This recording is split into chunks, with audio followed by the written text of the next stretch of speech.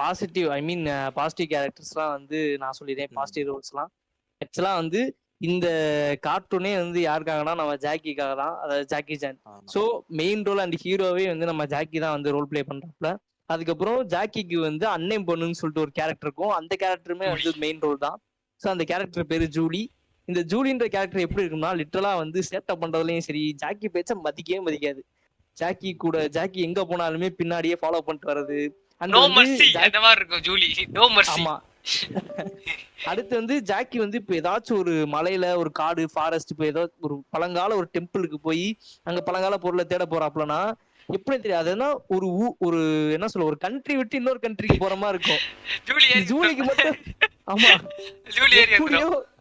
எப்படியோ அந்த சூட் கேஸ்ல எதுலயாச்சும் ஒண்ணு உட்காந்து வந்துடும்.